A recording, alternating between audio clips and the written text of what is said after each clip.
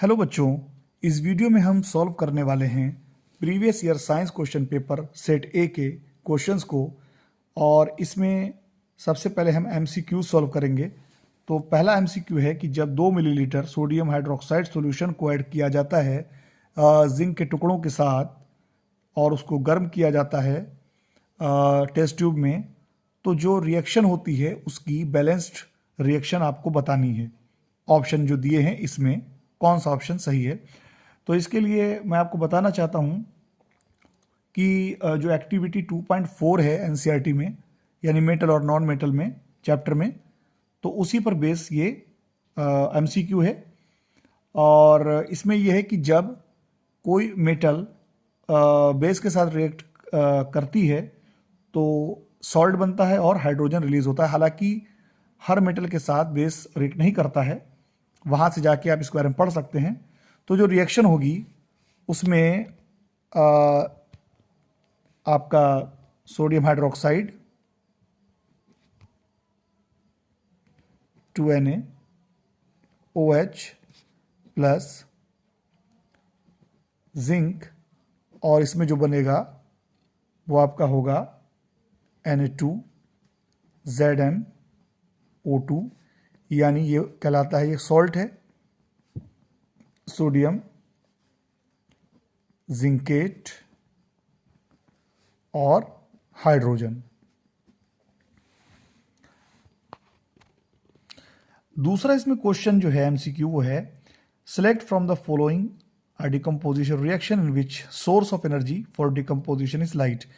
तो इसमें आपको ये बताना है कि कौन सी इसमें डिकम्पोजिशन रिएक्शन ऐसी है जिसमें सोर्स ऑफ एनर्जी लाइट है।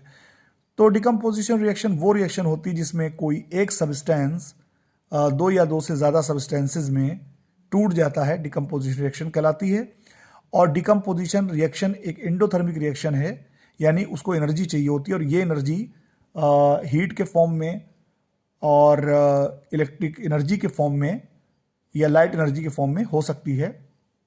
तो ये जो पहला ऑप्शन है फेरस सल्फेट और ये Fe2O3 और सल्फर डाइऑक्साइड, सल्फर ट्राइऑक्साइड जो बन रहा है, ये थर्मल डिकम्पोजिशन है। दूसरा जो ऑप्शन है वाटर जो है जो टूट रहा है हाइड्रोजन ऑक्सीजन में, ये आपका इलेक्ट्रोलाइटिक डिकम्पोजिशन है, यानी इलेक्ट्रिक एनर्जी यूज हो रही है इसमें। और तीसरा जो है सिल्वर ब्रोमाइड जो है जिसमें सिल्वर और ब्रोमीन बन रहा है, ये आपका जो डिकम्पोजिशन है ये आपका फोटोलाइटिक डिकम्पोजिशन है, यानी कि इसमें सोर्स ऑफ एनर्जी जो है वो लाइट है। तो इसका आंसर जो होगा वो सी आंसर है इसका। तीसरा जो क्वेश्चन है a metal and a non metal that exist in a liquid state at the room temperature are respectively, यानी एक इसमें दी हुई एक मेटल और नॉन मेटल जो रूम टेम्परेचर पर लिक्विड स्टेट में रहती है, तो वो इसका आंसर होगा मरकरी जो है वो तो आपका मेटल है जो कि लिक्विड स्टेट में रहता है रूम टेम्परेचर पर, और जो नॉन मेटल है वो है आपकी ब्रोमीन। तो इसका आंसर जो है वो है सी। अब है चौथा क्वेश्चन कार्बन कंपाउंड्स। ये कह रहे हैं गुड कंडक्टर ऑफ इलेक्ट्रिसिटी, तो ये रॉन्ग है। Bad conductor of electricity correct है। Have strong forces of attraction between their molecules, यानी उनके मॉलिक्यूल्स के बीच में स्ट्रॉन्ग फोर्सेज होते हैं अट्रैक्शन के, ये रॉन्ग है। Have week forces of attraction between their molecules, उनके मॉलिक्यूल्स के बीच में वीक फोर्सेज ऑफ अट्रैक्शन होते हैं, तो ये करेक्ट है। तो इसका आंसर जो होगा तो इसमें जो है सेकंड कर सही है स्टेटमेंट, और फोर्थ स्टेटमेंट सही है। तो इसका जो आंसर होगा वो आपका सी होगा, यानी सेकंड एंड फोर्थ। अब पांचवा जो इसमें क्वेश्चन गिवन है वो है कंसिडर द फॉलोइंग कंपाउंड्स। तो इसमें जो है फेरस सल्फेट दिया है, कॉपर सल्फेट है, कैल्शियम सल्फेट और सोडियम कार्बोनेट है। तो इसमें कह रहे हैं कि कौन सा ऐसा कंपाउंड है इसमें जो दिया हुआ है कि जिसमें maximum number of water of crystallization है। तो आपको ये इसमें आंसर बताना है। तो इसके लिए जो आपका टॉपिक जो मेटल और नॉन मेटल में जो आपका लास्ट टॉपिक दिया हुआ है are the crystals of salt really dry, तो यहाँ से आप इसके बारे में पढ़ सकते हैं डिटेल में, उसी पर ये बेस्ड एमसीक्यू है।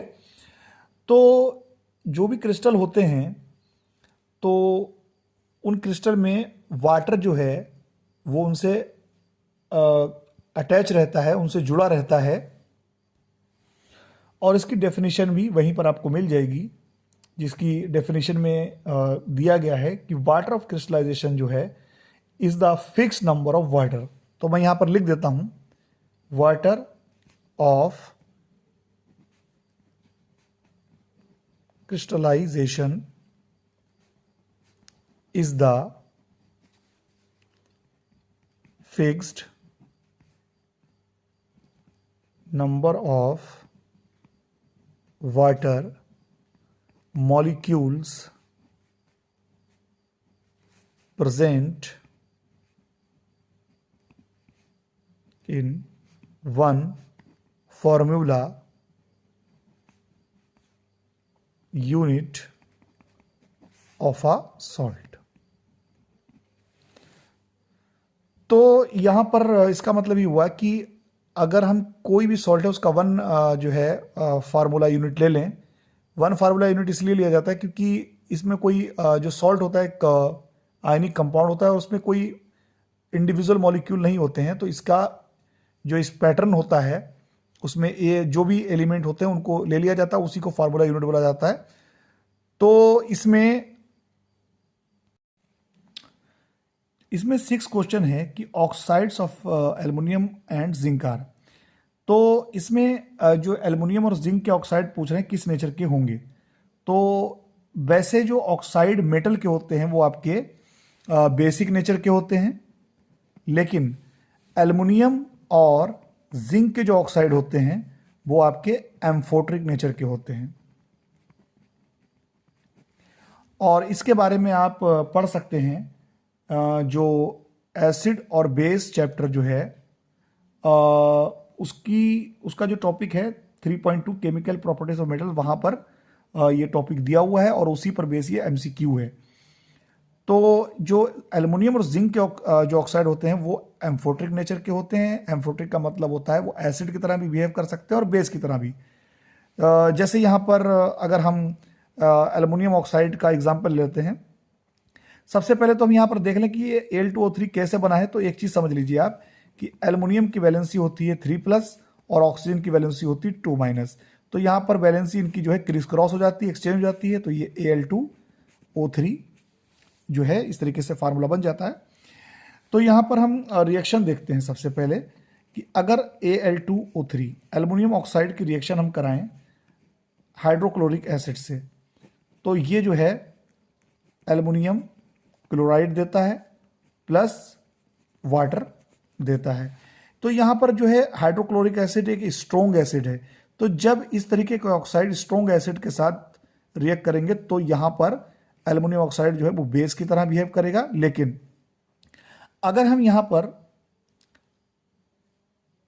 एल्युमिनियम ऑक्साइड की रिएक्शन स्ट्रॉन्ग बेस के साथ करा दें, जैसे सोडियम हाइड्रोक्साइड, तो यहाँ बन जाता है 2NaAlO2 यानी सोडियम एल्यूमिनेट और प्लस वाटर। तो उस कंडीशन में यहाँ पर जो सोडियम हाइड्रोक्साइड जो है वो स्ट्रॉन्ग बेस है, तब एल्युमिनियम ऑक्साइड जो है वो एसिड की तरह बिहेव करता है, इसीलिए इनको एम्फोट्रिक ऑक्साइड बोला जाता है। तो इसका आंसर होगा सी, एम्फोट्रिक। 7 क्वेश्चन में दिया है कि मैंगनीज ऑक्साइड और हाइड्रोक्लोरिक एसिड से मैंगनीज क्लोराइड बन रहा है, वाटर बन रहा है, क्लोरीन बन रहा है, और ये एक रिडॉक्स रिएक्शन है। और इसमें जो है ये कह रहे हैं कि कौन सा ऑप्शन सही है। ए में दिया हुआ है कि manganese oxide is reduce to manganese chloride and HCl is oxidize to water. तो ये सही है, या बी सही है, सी है, या डी सही है। तो यहां पर देखिए, सबसे पहले हम इसको रिएक्शन को लिखते हैं।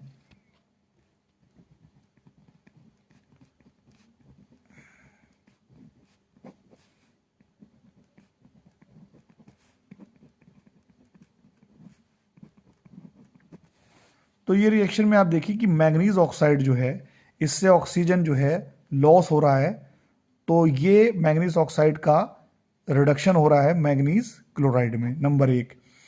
फिर देखिए यहाँ पर हाइड्रोक्लोरिक एसिड में से हाइड्रोजन रिमूव हो रहा है, तो अगर ऑक्सीजन ऐड हो तब भी ऑक्सीडेशन होता है, और अगर हाइड्रोजन रिमूव हो तब भी ऑक्सीडेशन होता है।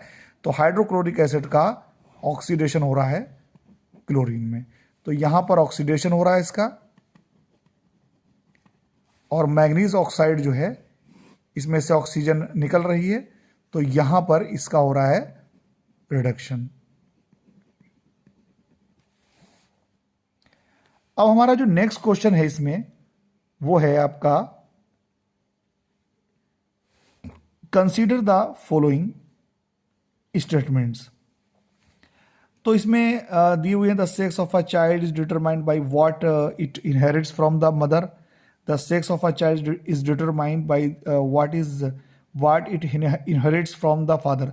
तो यहाँ पर ये सेकंड वाला जो है ऑप्शन स्टेटमेंट ये करेक्ट है, कि जैसे जो भी चाइल्ड होता है तो उसका सेक्स जो होता है खासतौर से वो फादर से ही डिटरमाइन होता है कि वो लड़का होगा या लड़की।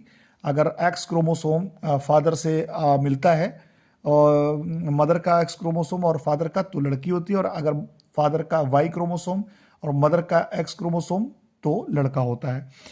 फिर तीसरा वाला है कि the probability of having a male child is more than that of a female child, ये भी इनकरेक्ट है। Fourth, the sex of a child is determined at the time of fertilization when male and female gametes fuse to form a zygote. यानी कि जब आपका male cell और female cell दोनों जब गैमेट बनता है, उस समय जब फर्टिलाइजेशन होता है तो उसी समय निर्धारित होता है कि वो चाइल्ड क्या होगा। तो इसका आंसर जो है, इसमें सेकेंड और फोर्थ स्टेटमेंट दोनों करेक्ट हैं, तो इसका आंसर होगा करेक्ट बी। अब इसमें जो 9 वाला क्वेश्चन है उसमें पूछा जा रहा है कि क्रोमोसोम्स, और फिर उसके बाद स्टेटमेंट दिए हुए हैं कि carry hereditary information from parents to the next generation, यानी ये 4 स्टेटमेंट दिए हुए हैं। तो इनके बारे में पहले हम समझते हैं। देखिए, सबसे पहले जो क्रोमोसोम्स होते हैं वो एक स्ट्रक्चर्स होते हैं सेल्स के अंदर, जिनमें डीएनए होता है और जो जेनेटिक इंफॉर्मेशन कैरी करते हैं, यानी कि बच्चा कोई भी जो इंडिविजुअल है वो किस तरीके से उसके कैरेक्टरिस्टिक्स होंगे। तो उसमें they are involve in cell division, और ये सेल डिवीजन में भी इन्वॉल्व होते हैं, और न्यूक्लियस जो एनिमल सेल्स होते हैं उनके न्यूक्लियस के अंदर होते हैं। ह्यूमन रिप्रोडक्टिव जो सेल्स होते हैं, यानी कि जो हमारे ह्यूमन में जो स्पर्म होते हैं और जो एग होते हैं, एक सेल फीमेल में, तो ह्यूमन रिप्रोडक्टिव जो सेल्स होते हैं उसमें क्रोमोसोम्स जो होते हैं वो पेयर में एग्जिस्ट नहीं करते हैं, बल्कि वो हैप्लॉइड होते हैं, डाइप्लॉइड नहीं होते हैं। हैप्लॉइड मतलब होता है या तो वो जैसे एक्स क्रोमोसोम होगा, या कह सकते हैं वाई क्रोमोसोम, इस तरीके से समझ लीजिए, सिंगल होगा। जब वो फ्यूज होते हैं तब वो फिर डाइप्लॉइड होते हैं। तो अब यहां पर जो स्टेटमेंट, पहला स्टेटमेंट है, जो फर्स्ट जो स्टेटमेंट है वो आपका करेक्ट है, क्योंकि क्रोमोसोम जो होते हैं वो हेरिडिटरी इंफॉर्मेशन पेरेंट से नेक्स्ट जनरेशन जो है कैरी करते हैं। दूसरा जो इसमें स्टेटमेंट है वो ये है कि ये भी करेक्ट है, क्योंकि जो क्रोमोसोम्स जो हैं वो थ्रेड लाइक स्ट्रक्चर्स होते हैं, धागे की तरह, जो कि न्यूक्लियस के अंदर होते हैं एनिमल सेल में। तीसरा जो स्टेटमेंट जो है वो ये है कि जो तीसरा स्टेटमेंट है वो भी करेक्ट है, क्योंकि क्रोमोसोम जो होते हैं वो सेल डिवीजन में भी इन्वॉल्व होते हैं। तो इसका आंसर होगा सी, यानी कि फर्स्ट, सेकेंड एंड फोर्थ। अब जो 10th क्वेश्चन है उसमें दिया गया है कि एक नर्व सेल में वो साइड बताएं जहां पर इलेक्ट्रिकल इंपल्स कन्वर्ट कर दिया जाता है केमिकल सिग्नल में, और उसको हम क्या कहते हैं? तो उसको कहते हैं न्यूरोमस्कुलर जंक्शन। इसको हम साइनेप्स भी कहते हैं। साइनेप्स जो है नर्व सेल की वो जगह है जहां पर इलेक्ट्रिकल इंपल्स जो है वो केमिकल सिग्नल में बदल दिया जाता है। और इसके लिए आप कंट्रोल एंड कोऑर्डिनेशन चैप्टर में स्टार्टिंग में ये टॉपिक दिया है, वहाँ से जो है ये एमसीक्यू लिया गया है। तो उम्मीद है आपको ये वीडियो अच्छा लगा होगा। आगे मैं और जो बचे हुए क्वेश्चंस हैं उनको सॉल्व करूंगा आपके लिए। और रिक्वेस्ट है कि वीडियो को लाइक करें, चैनल को सब्सक्राइब करें। Thank you.